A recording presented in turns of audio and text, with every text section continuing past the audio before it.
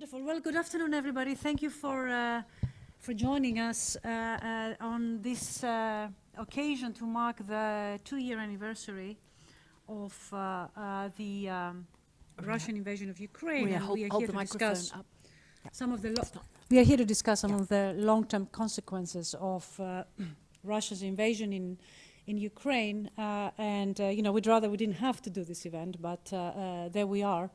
In the past 2 years, those of you who have followed the work that we've done here at Bruegel, you've seen that we have engaged very actively on a number of different issues that are of great relevance to the event. This afternoon, we will indeed dedicate 3 separate sessions on the effectiveness and effects of sanctions, on Ukraine's accession to the EU, and indeed on energy issues, how we've managed or not managed to get rid of certain energy dependencies, and how we are transitioning to cleaner sources of energy. So every of these 3 topics will have a dedicated sessions, and we will move in a minute to the first session. But before we do that, I wanted to extend a very warm welcome to His Excellency Ambassador Chentsov. Thank you so much, Ambassador, for joining us today. And I would like to give you the floor for some introductory remarks. Can you tell us your perspective from, of course, the Ukrainian side? Ambassador, the floor is yours. Thank you very much for organizing this event and for the invitation. To give a perspective, not very easy task, maybe a little bit of retrospective. As you said, 2 years, Ukraine managed to withstand this terrible war.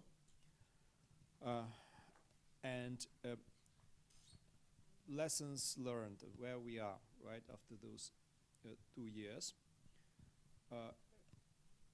We managed, together with European Union, other partners, to build up a coalition, right, which is fighting together with us, helping Ukraine to withstand this aggression. Yes, I don't mean boots on the ground. It's Ukraine fighting, but during those 2 years, and I'm talking only about European Union, EU, both EU, including member states, has provided Ukraine around 85 billion euro of support.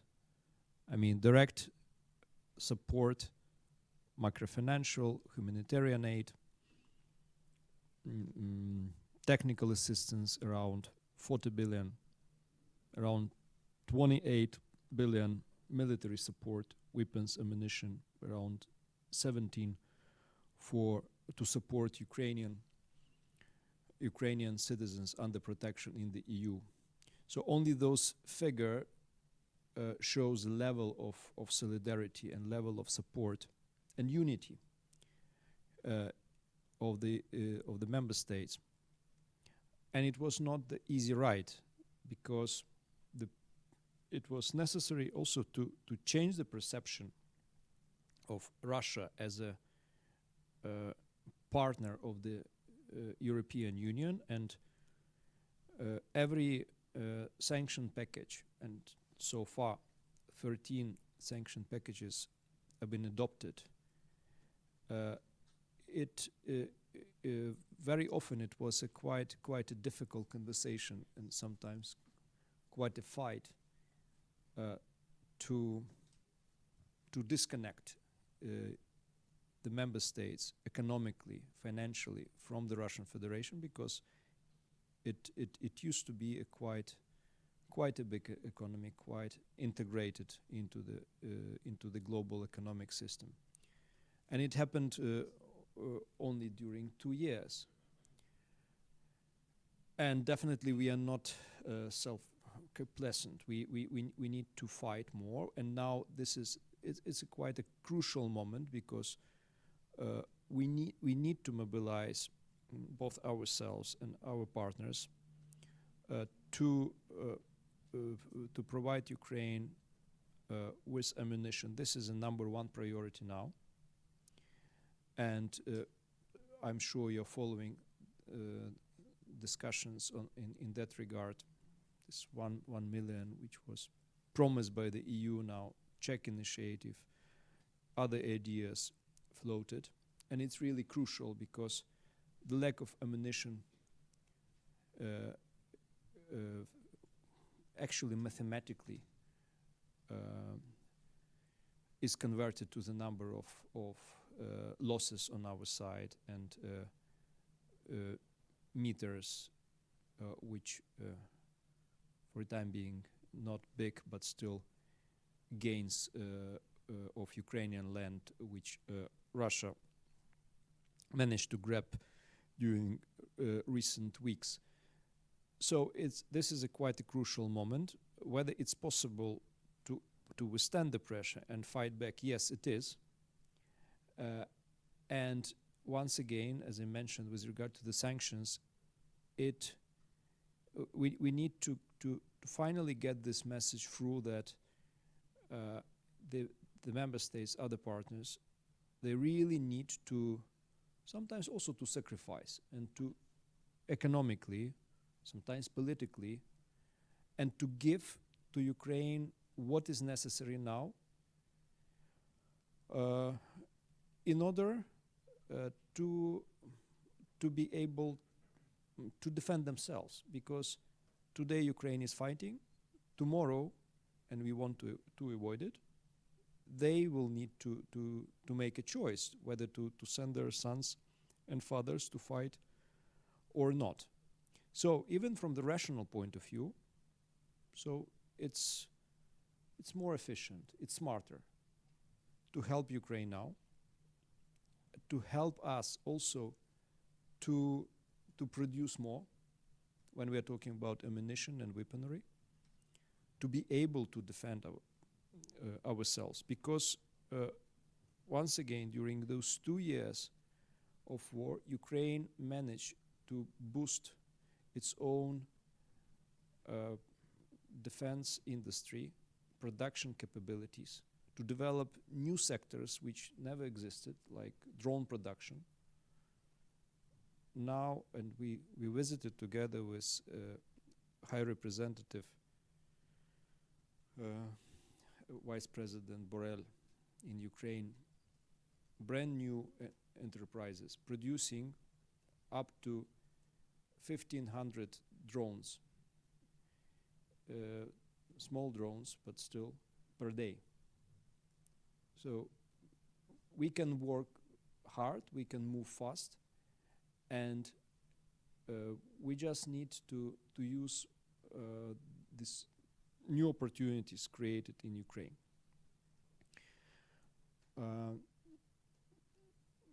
This is what is happening on the military front, and about our needs to withstand and fight back. You mentioned also, and I understand we will discuss this issue in more detail, enlargement and Ukraine membership perspective. It's definitely connected to our fight with Russia, to our fight for freedom, because it started back in 2013 with Putin challenging the whole idea of Ukraine getting closer to the EU, and we discussed them back then, association agreement, not membership perspective.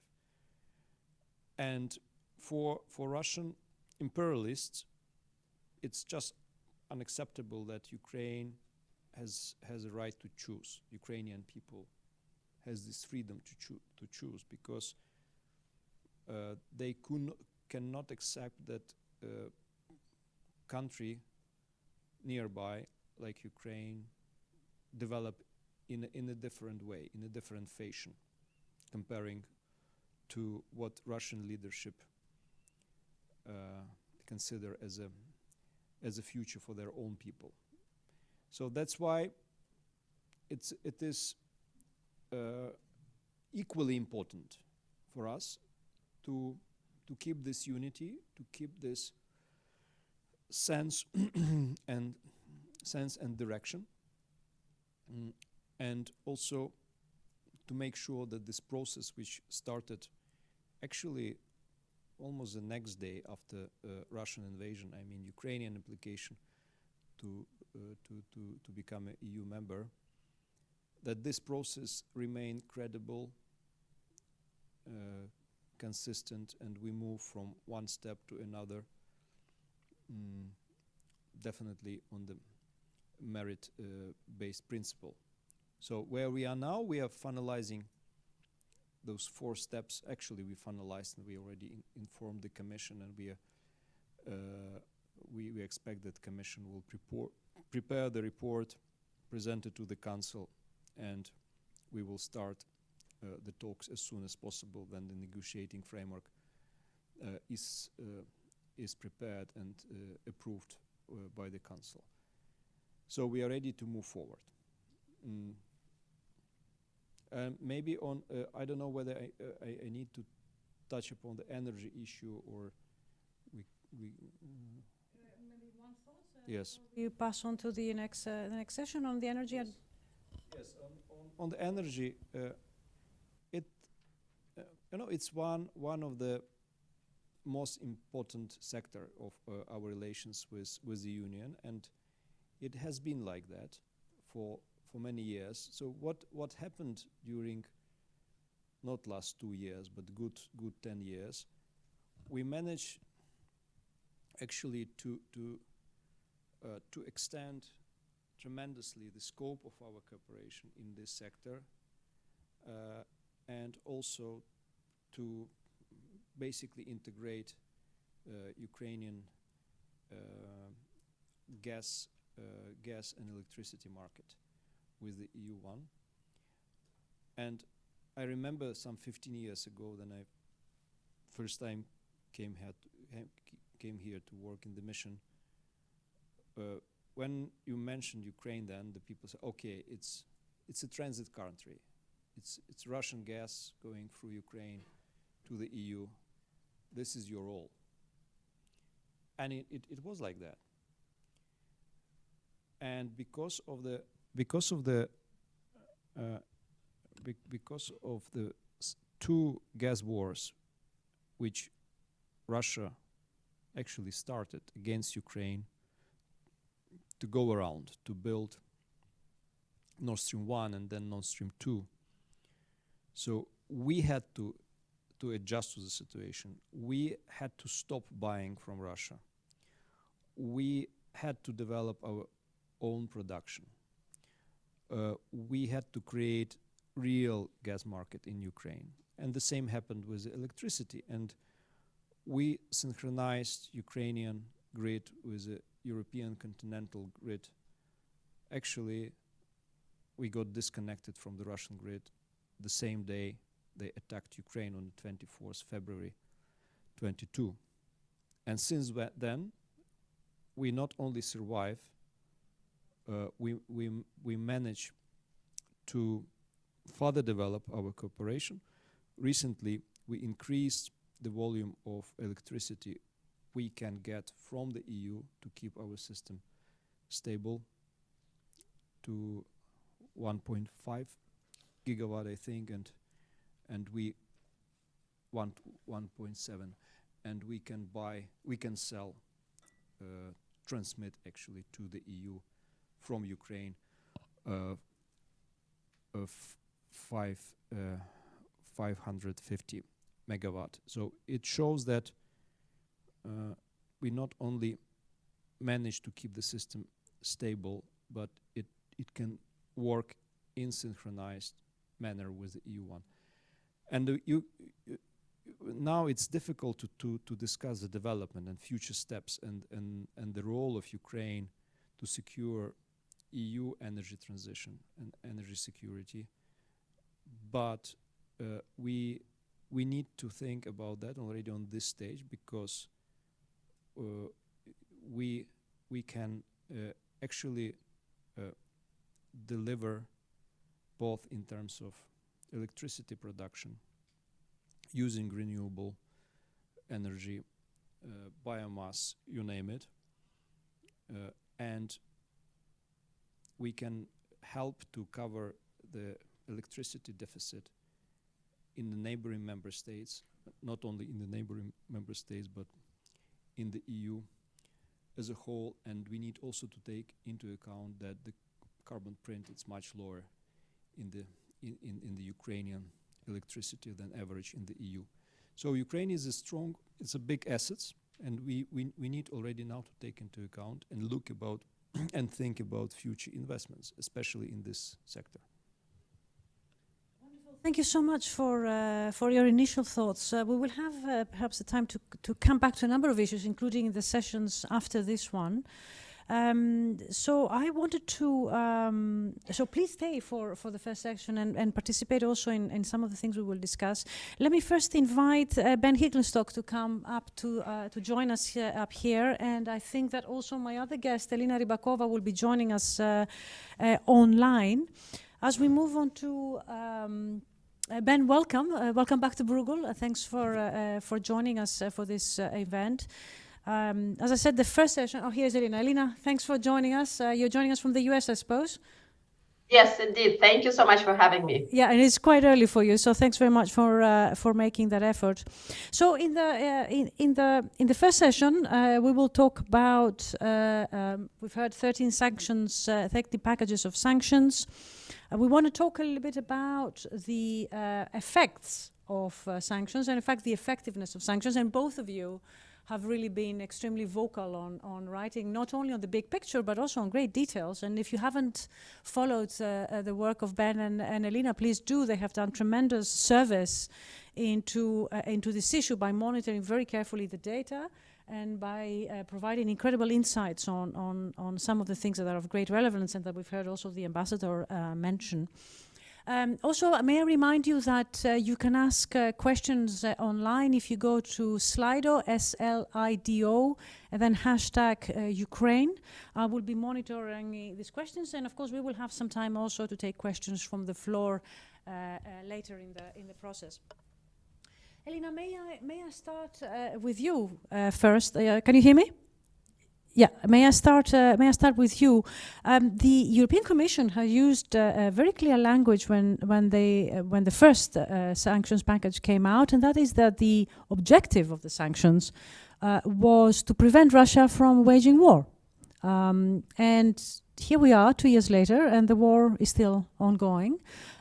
Is this a way of saying that sanctions have not worked? Well, I think it's important to do work on the analysis of the communication around sanctions. And I know, Maria, of course, you've done a lot of work on communication and central banking, and then I'm sure there are other people in the audience as well who have done it.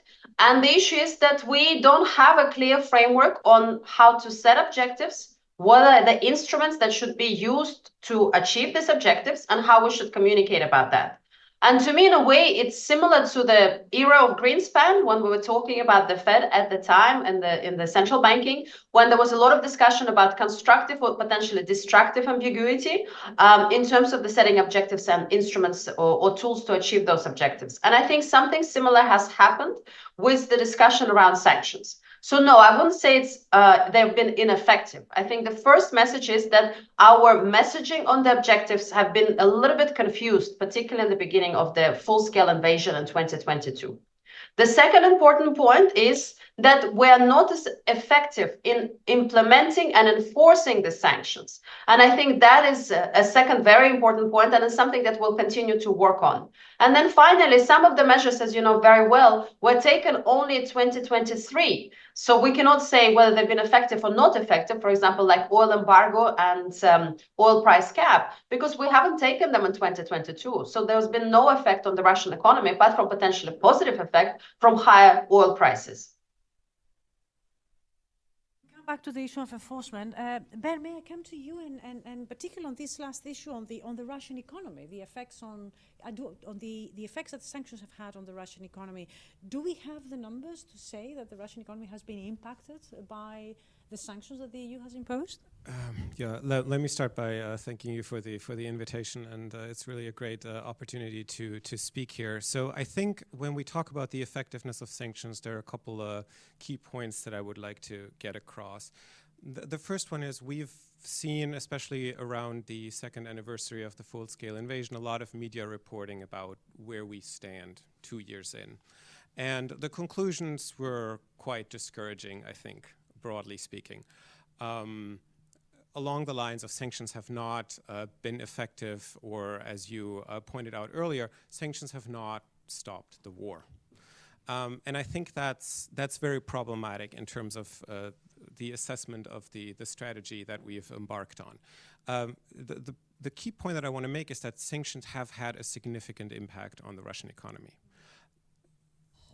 And it's important also to recognize what they were supposed to do. They were not supposed to break the Russian economy.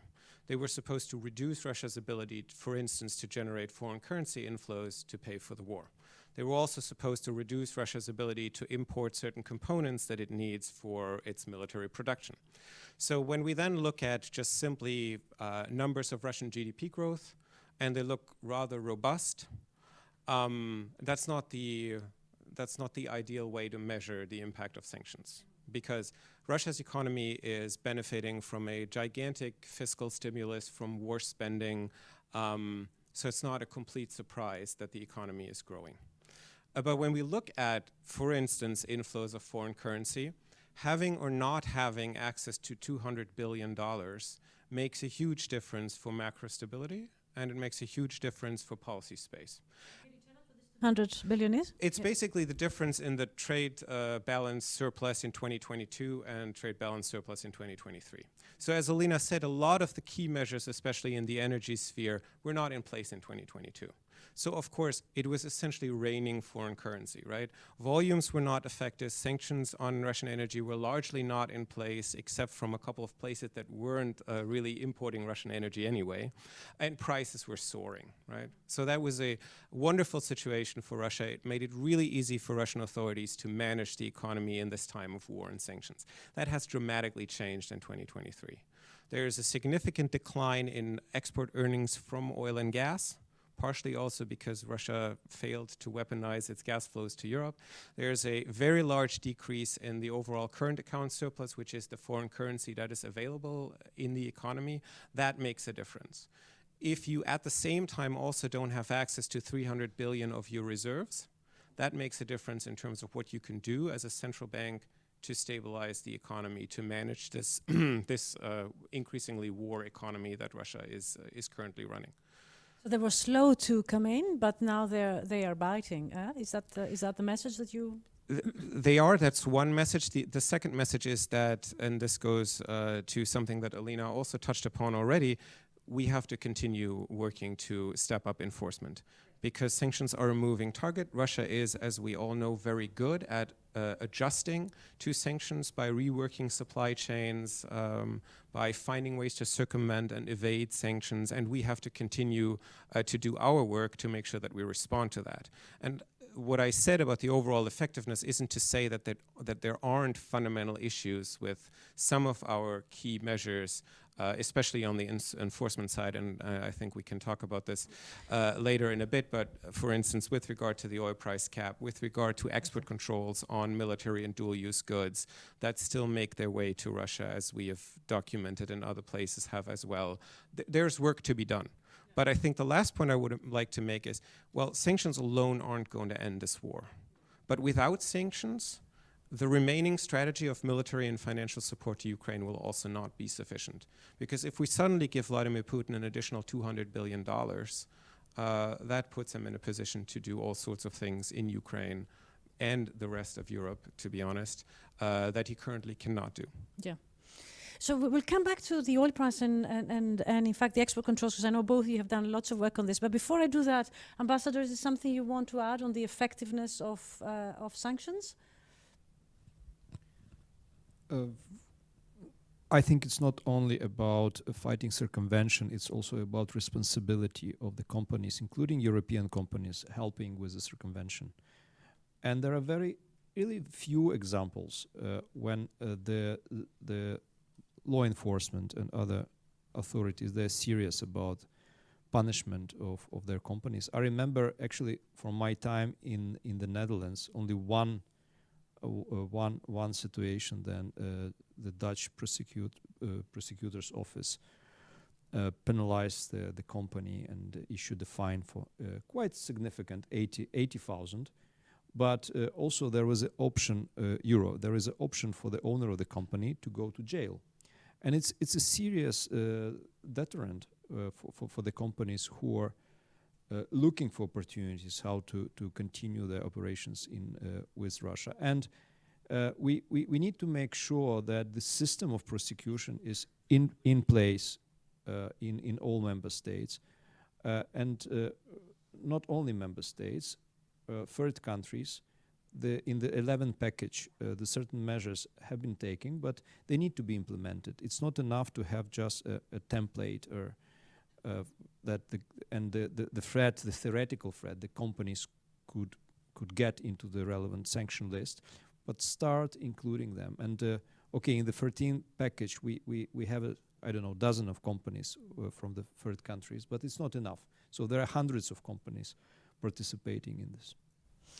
Okay, then can we zoom in on two things, because I know you have both worked very much on this, and that is the oil price cap, and then the export controls. And of course, in passing, we also think it's important to reflect a little bit on your research on the military equipment, which you've got some very interesting results. If you could share it with us. So, Elena, the oil price cap. Tell us a little bit about the rationale behind the oil price cap, and what has it achieved and what has it not achieved. Well, this is an example of using one tool to achieve multiple objectives, and that's why it is challenging, right? But we work in a political sort of environment. Democracies take time. Democracies need to balance interests of different groups in the society. And I would still rather prefer to live in a democracy, right, rather than in a place where an autocratic regime can decide something very quickly. So the way I see, first of all, the objectives of the oil price cap is a compromise. The European Union started early on the conversation about full embargo. European Union was by far the largest buyer of Russian oil, and also provision of services, the shipping and insurance services for shipment of Russian oil. As you know, a big chunk of Russian oil used to go, I mean, still some of it goes, but used to go to Europe via pipelines. A lot of exploration is still in the European part of Russia, so there is a very close relationship. Some of it has been solidified even in the 60s with the Soviet Union. So for Russia to redirect its oil to India and China, there is a pipeline to China, but it was very quickly at capacity. But then it has to go all around Europe with the ships, also with some insurance, and sort of go around Europe and then eventually make its way to China and India in particular. So with that, was European Union presenting this embargo option on everything. There was a big concern, including in the US, about the impact on the global commodities market. And at the end of the day, Russia is one of the top suppliers, one of the top exporters of oil. And there was a risk that maybe the spillback effects to the global commodity market will be too significant, especially in the environment of COVID, high inflation. So then policymakers came up with this compromise of, in a way, having a cake and eating it too, right? To letting Russian oil come to the market, but at the same time enforcing a cap. So this is a highly integrated global commodities market that's been integrated for more than 30 years. And it's almost like, in some ways, selling water. So I'm going to sell water to you cheaper, then I'm going to sell water somewhere else in a different room, right? So it is a difficult friction that needs to be implemented into the market. So the oil price cap came into the effect with the embargo in early 2023. And our analysis shows that the effect of the embargo has been definitely significant on Russian oil export earnings or export proceeds, while we see little effect of the oil embargo. There is some effect, but in the more pure cases where from the Pacific ports, there is no effect of the embargo and Russia is shipping oil to China and India, then there is almost no effect. So that is the key concern. And there are two problems here. One is the attestation process. So in the early days, especially, all that was needed from a shipping or insurance company is to say well, I have seen the contract. It is below the cap, the $60 cap, and therefore I'm happy to provide my service. It is a piece of paper that I will write it down. I'll put it somewhere in my documents and nobody potentially will even ask for it. I will not provide any supporting information. I'm not required to provide any supporting information that I've checked for the red flags, that it's not related parties. And this is just an attestation and that's it. So not to upset on the scale of the risk of upsetting the commodity markets and properly enforcing, we just went way too far on not upsetting the commodity market. And therefore, for the long time, sort of this attestation process has been poor, and we've been working together with authorities and other researchers, including yourself, is to explain what are the issues and how we can strengthen that. In the meantime, Russia also has not been losing time, and it's been investing in what is now called the shadow fleet, and we provide a monthly estimate on that, is fleet that is not G7 shippers or insurance providers. And Russia has now managed to shift almost the entire shipment of oil, seaborne oil, to shadow fleet from just a few, sort of, I think, sort of less than 20% to almost the entire shipment that goes with the shadow fleet. And that puts oil beyond the reach of this oil price cap. Why is the shadow fleet a problem apart from the oil price cap? Is because we have environmental risks. As you know very well, oil price spill will be multi-billion-dollar exercise in terms of cleanup, a huge impact on the environment. And if these are end-of-life ships that were bought almost on the scrap market, and then they're carrying oil around Europe and maybe have insurance of a Russian company that was set up yesterday, well, then there is a big risk. And that's why we have two ways. One, trying to squeeze this from shadow market back to the transparent shipping market, and then improving that attestation process. So that's my long answer, and I hope I can elaborate on that later. Yeah, thank you very much, Elena. Lots of very interesting things here, but I mean, we've heard the ambassador earlier tell us that without somebody assuming responsibility, what is really the chance? What chance do we have to enforce the oil price cap in ports that are extremely far from our geography? Ben? I think we actually have still a lot of leverage over this market. One strategy that I would like to point out is something that U.S. Treasury, OFAC specifically, has been doing in recent weeks and months, which is to sanction individual shadow fleet vessels for violations of the price cap in 2023, basically. So these were shadow fleet vessels, as Alina described. That basically means all service relationships to the G7 had been cut, which means the ship doesn't fall under or the cargo doesn't fall under the price cap anymore. However, the Russians kind of missed one key point, which is these were largely flagged in countries like Liberia. And a country like Liberia, as it turns out, outsourced the management of its flag registry to Northern Virginia, which means that suddenly there is a service connection, and which means that OFAC now knows that this ship, while having a connection to G7 shipping services, transported oil above the cap sometime in 2023. And with that rationale, OFAC has sanctioned 27 tankers. Is that of the total, to the extent that you can estimate? So the size of the shadow fleet is a little bit of a definitional, almost question of faith, but let's say maybe like 150 to 200 shadow fleet tankers. So 27 were sanctioned, and recently OFAC added 14 more. Most of those are effectively out of business. They're either circling around somewhere, fully laden without being able to find a home for the cargo. There have been these stories of the tankers off the coast of India and Sri Lanka and so forth. This is exactly this phenomenon. Sure. So this seems to be a rather effective strategy to take individual vessels out of the shadow fleet. And one can scale this up gradually in order to, again, not upset the global oil market, to put more pressure on the Russian shadow fleet and to force the cargo back onto ships that fall under the price cap. Yeah. But, and Alina made that point already, that has no meaning if I don't enforce the price cap properly. Right? So we have been observing these issues with the attestation process, which basically means oil is sold above the cap and still transported with Western services. We've been observing this for most of 2023, so since the start of the entire price cap regime. And there's some structural issues with the attestation process, as Alina outlined, but there are things that we can do about that. Yeah. It's always about striking a balance between stepping up enforcement to make the price cap more effective and increase the impact on Russian export earnings, and maintaining stability in the global oil market, which is a legitimate concern, right? But it is also about trying to do all of this in short time, so that we can precipitate the end of the war, right? I mean, I think that it's not that we have also ample time to try and enforce this. And that brings me to the issue of the military equipment. I would really like to hear from you both, from your research on how Western military equipment has found its way into Russian military equipment. Elena?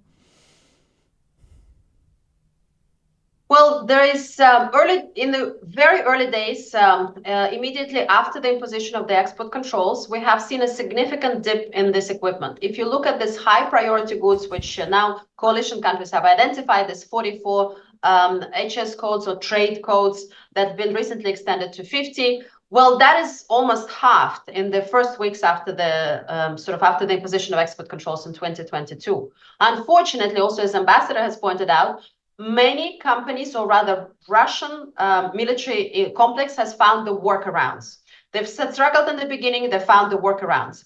And there are two major ways. One, which we've picked up early on, and you can see it also in the Bruegel tracker on Russian trade, and we sort of published about it as well, is on shipment. So basically you, either on paper or in physical form, you ship through a few different destinations, companies, shell companies sometimes, and then eventually it makes to Russia. The other big issue is what we started calling on production, where maybe because of the license, joint venture, or direct factory that is based maybe in China, Malaysia, or other countries, there is production that happens, say, in China, of chips or other sort of critical components for Russian military. And then that gets shipped maybe via Hong Kong on paper. As you know, Hong Kong doesn't really have big warehouses. It's extremely expensive for warehousing. So it's most likely doesn't sit in the Hong Kong warehouse. It's probably just sort of passes through on paper. Then it gets shipped to Russia. And this is a big problem. As Ambassador said, it is our companies in the coalition countries, it is in the US, Europe, that are doing these schemes. Maybe knowingly or not knowingly, but the issue is here that if your shipments to Kazakhstan suddenly pick up 4 times, or maybe there is a factory in China that is producing 10 times more, there should be questions. There should be due diligence processes that start looking into that and identifying. And indeed, the authorities are not fully convinced that the companies do not know. As you know, US Congress, one of the subcommittees on investigations has started an inquiry into the largest 4 US-based electronics producers, why their goods are ending up in Russia, and have actually requested the data and are getting some of the data. And the same process should be happening in Europe, because if on one hand, we're giving aid to Ukraine, but at the same time, more than 90% of the components in military equipment that falls on the heads of Ukrainians actually comes produced from our countries. That is almost feels like we're sort of, they're getting more sort of bombed by our equipment than they're actually getting support of the coalition countries. A pretty striking number, Ben. Yeah, I'm slightly confused as to what I should add to that summary. I think ultimately the problem is that the companies still know very well that they can get away with certain excuses.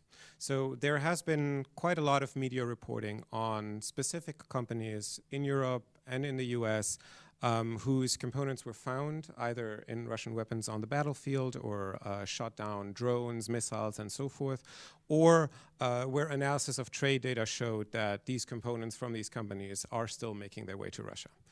And every time, of course, then journalists reach out to these companies, and the answer that they received is, well, we did not sell to a Russian or to anyone who's sanctioned. One of our distributors must have on-sold, on-shipped to Russia, or sold to someone without doing its own due diligence.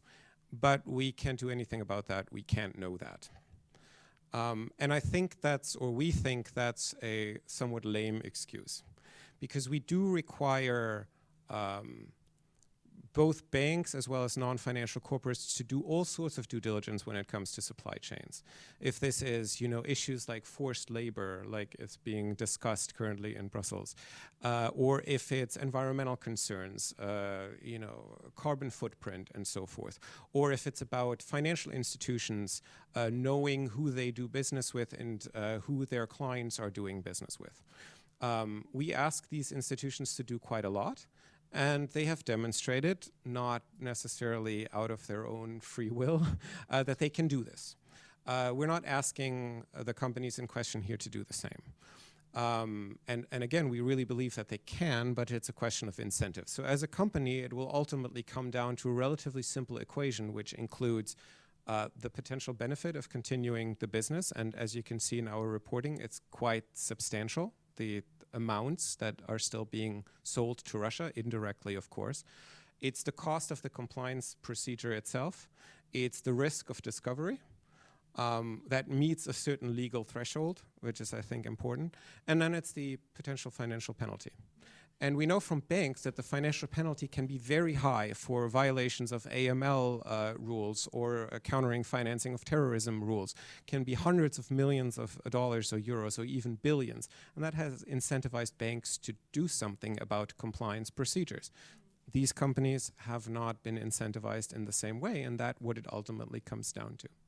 It comes back to what the ambassador said about the responsibility, right? But I mean, just for the sake of counter-arguing here, the proof of the violation of sanctions. I mean, are we sure that this is the right way of solving the issue of enforcement? But if you put the proof of the burden of the proof on the head of each of the individual company, is this really first solving the problem? And is this the right way of providing the right incentives? Well, I think to a certain extent we have to do that, because of course we can also look at the third country intermediaries. The ambassador mentioned earlier that the EU has sanctioned some of these companies, a small subset thereof. There's many more where those came from. And of course we also know that reworking circumvention networks is a fluid process, and that if you sanction one of these companies, you can establish a new one, basically three doors down the hallway somewhere in a Hong Kong business center, and that company will take over.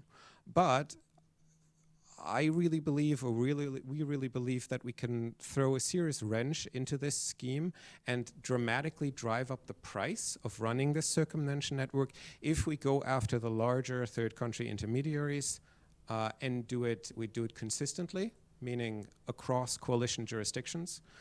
We do it in a comprehensive fashion, meaning not just 10, but more like 100 or more. And we do it regularly, because the networks will adapt. We'll have to look at the data again, need to figure out who has taken over the business, and then sanction those companies. It's a cat and mouse game. Sure. But we have to properly play it, because we've already seen in the data that for some of the goods, Russia is paying significant markups, because everyone in this supply chain, every intermediary will ask for a little piece of the pie in order to participate.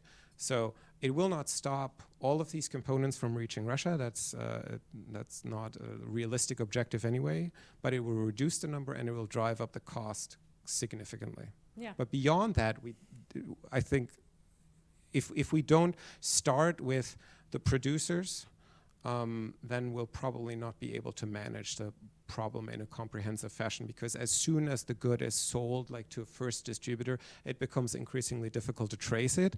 And ultimately, the goal is to stop it before it reaches Russia and not find out after the fact how it reached Russia. Okay, no, I'm looking also at the time. I think it's, I would like to ask you both a question about side effects of, involuntary and perhaps not foreseen, unforeseen effects of sanctions. But before I do that, I would like to also bring our audience into the conversation. I'll come back. If you have any questions, please think of one. I will take it in a minute. But perhaps I'll turn back to the ambassador with a question that's coming through Slido. Wolfgang Wesseler is asking a question which I think will be of relevance to you, and it would be interesting to hear your thoughts. His question is there a plan B if Trump is re-elected? And he's referring to drastic cuts for Ukraine, consequences of refugees from Ukraine, Moldova, questioning of NATO, etc. Ambassador. Thank you for the question. But first, we need to understand what is a Plan A in case Trump wins. Because one thing is rhetoric of the presidential candidate. Something different is a program of the president. And we remember then Trump was in office. Actually, he was the first who disbursed serious military aid to Ukraine. Yes, it's incomparable to the volumes of support which current U.S. government used to provide, but still it was Trump who started this. So I think we need to be careful prejudging dramatic consequences if he wins. Yeah.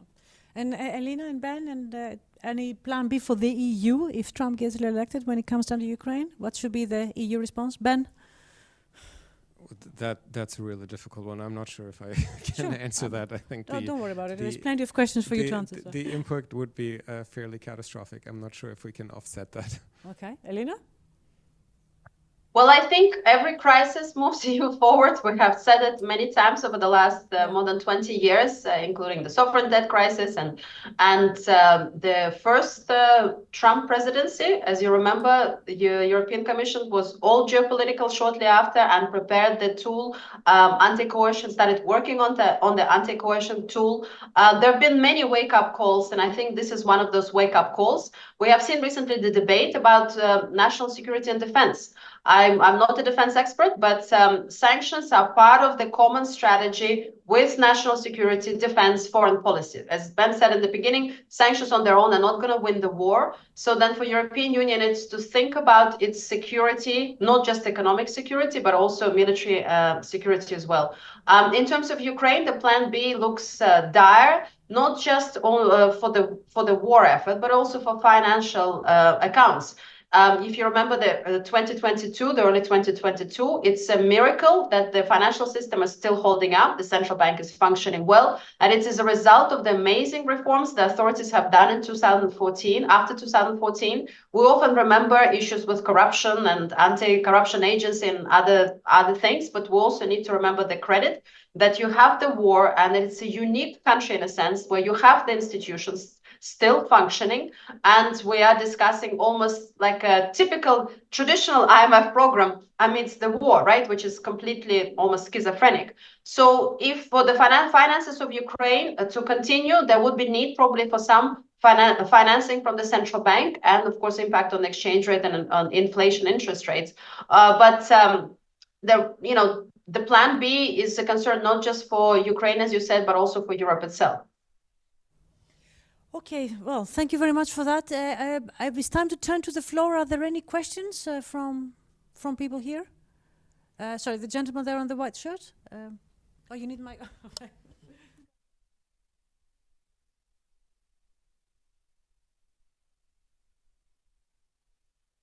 Hi, shall I introduce myself? I'm Xavier Brun from the policy planning staff of the Ministry of Foreign Affairs in France. I had two short questions. The first one is, do you think out of effectiveness that the EU should Americanize its sanctions, should turn to secondary or extraterritorial sanctions? And the other one is, what lessons for our policy on sanctions do you draw from the Iranian experience and the way Iran has adjusted to US sanctions after 2018 by developing the so-called economy of resistance? Thank you. So the extraterritorial and the experience from Iran. I don't think Elena can hear me, so... Yeah, Ben, go ahead. Yeah. I have some doubts that the EU will suddenly embrace extraterritorial sanctions. There are some fundamental issues that we have with this in Europe. However, there are ways to impose measures that have similar effects without having secondary sanctions in place. So for instance, the anti-circumvention instrument that the EU created in the, I think, 12th package in the summer of last year.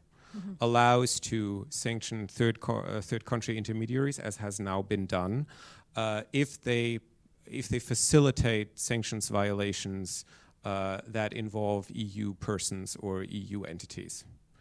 That has a similar effect. Just the legal framework behind it is different. You're still sanctioning entities in third countries, but you're doing it directly. You're not doing it because these entities have interacted with someone who was sanctioned. So there was a bit of a workaround for this. One area where I think Europe needs to learn from Americans is simply enforcement infrastructure. We see this in the export control sphere. The Americans are the only ones who have some resources and experience with comprehensive export controls enforcement, not like this regime, but at least a little bit. In Europe, we are still dealing with the fundamental issue that we have sanctions imposed on the EU level that are enforced by the member states. And so something like a European OFAC, some entity that is responsible for the implementation and enforcement of sanctions that go beyond, say, something like a customs service would be very important, right? Because let's say we have a computer chip that is produced on behalf of a European company somewhere in Southeast Asia, and it goes to Russia via Hong Kong, China, and so forth. It never touches sanctions coalition jurisdiction physically, right? Which means that some of the infrastructure that we have in place, like customs services, are never involved, right? And then the next question is like, who is actually responsible for the enforcement of these sanctions? And to an extent, in Europe, it's still an open question, and we need to improve the institutional framework that we have for this, because this sanctions regime is going to stay for a while with us, and technology sanctions, export controls are also not, unjustifiably seen as a new frontier in economic statecraft. We'll be dealing with this for decades to come, so we should prepare. Yeah, Elena, we'll bring you in a minute, but kind of maybe in view of the time, I want to throw one more question into the mix, and please feel free to answer whatever you think is most appropriate. I want to talk a little bit about the unintended consequences of sanctions, and then hereby, I want to talk about maybe the frozen assets, what you think about seizing either the assets themselves or the interest generated from the assets themselves.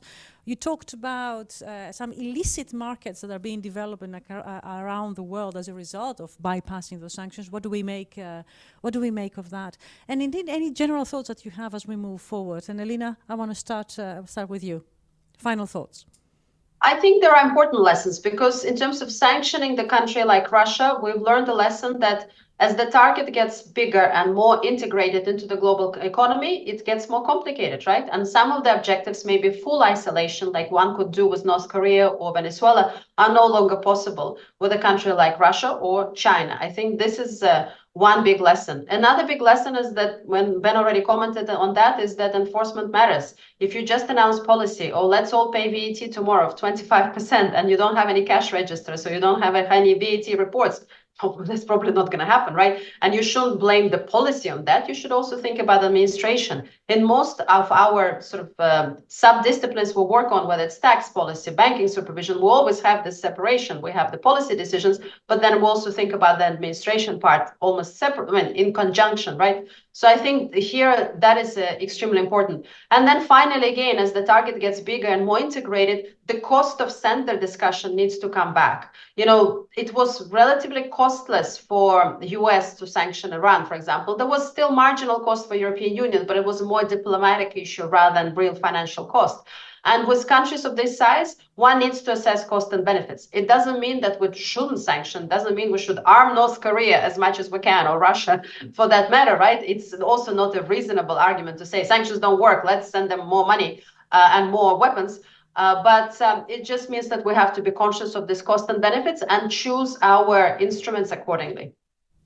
Ben, any final thoughts on this before I come to the ambassador? Yes, happily. So I think these questions about unintended consequences and kind of broader implications for the global financial system, reserve currencies, and so forth are legitimate, but I sometimes struggle a little bit with the way how the discussion is being run. So for instance, Yes, of course, Russia is trying to use alternative currencies in some of its trade relationships. But that's actually not as easy as it looks. So if you have a trade relationship, for instance, with a country like China, where exports and imports are broadly balanced, you can choose to trade in Chinese yuan. If you have a more if you have a trade relationship like between Russia and India, where India is buying significantly more from Russia than the other way around, it becomes very problematic, because then you're stuck with the Indian rupees in some Indian banks, and you don't know what to do with it because you can't exchange them at scale. So I think it's important to keep that perspective. And I'm glad you also mentioned the issue of the reserve confiscation, because there's some arguments there that are being made that are legitimate at first glance, but ultimately not that convincing in my understanding. So for instance, countries like China will move away from the euro and dollar as a reserve currencies, right? And go where, right? So if you have hundreds of billions that you need to place in some reserves that are liquid and that are in reliable and predictable financial markets, and the countries of the G7, including so the dollar area, the euro area, the yen, and the British pound, have all decided to seize your assets, and you want to avoid those reserve currencies. Where are you going to go, right? So that's one argument. The other is that if we confiscate Russian assets, Russia will confiscate assets of our companies that remain in Russia. But they're doing that anyway, right? So sometimes, these are legitimate concerns, but sometimes I'm afraid they're being used a little bit as a rationale to get to a no decision, right? Okay. Thank you very much. I wish we had a little bit more time to talk about this, but I want to perhaps give the word back to the ambassador and take advantage of his presence here. Ambassador, if you had one request when it comes to sanctions from the EU, what would that be? So one request To the EU when it regards to okay. when it Only one. Yes, only one, because we don't have much more time. Okay, I see one of the questions regarding Zaporizhzhia nuclear power plant. So I think this is a serious matter, whether EU can continue, and member states, even one member state, whether they can continue cooperation with Russia in the field of nuclear energy. So it's very doubtful, because I ask this question to our EU colleagues. Can you imagine that the engineer today, he's helping Russian military to target, for instance, where to shoot in the NPP, Zaporizhzhia NPP, or other nuclear plants Russia used to shell in Ukraine, and tomorrow he takes, or she takes, a toolkit and service your nuclear plant somewhere in Central Europe. Can you reconcile this, the image of Russian company, of Russian specialists doing both things, Russian nuclear energy terrorism and working together, building new stations or servicing existing stations? I think it's inconceivable, and we need to start at least sanctioning Russian Rosatom personnel directly involved in takeover of the Zaporizhzhia nuclear power plant, and then to make next steps to get out of this dependence, because it's artificial dependence very often from this Russian services and products. One sentence probably on Russian assets.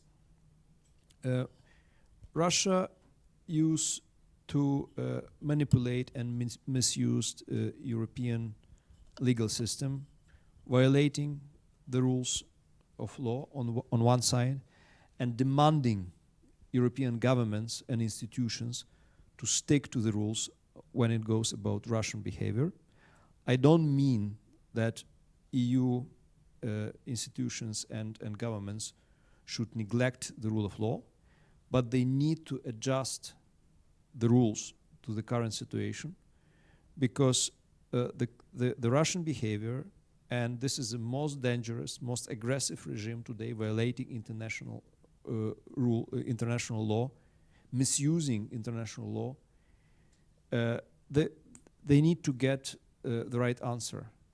And the new generation of legal instruments, also in relations to the sovereign assets, to the sovereign immunities, need to be drafted and adjusted, because Russia can understand only this language of power, language of force, also in the field of international law. So it should be proactive position, yes, well-grounded, legally solid, but active, inventive approach, contrary to what we are very often hear and face, hiding behind legal norms which were born 100 or 150 years ago and need to be adjusted to the situation.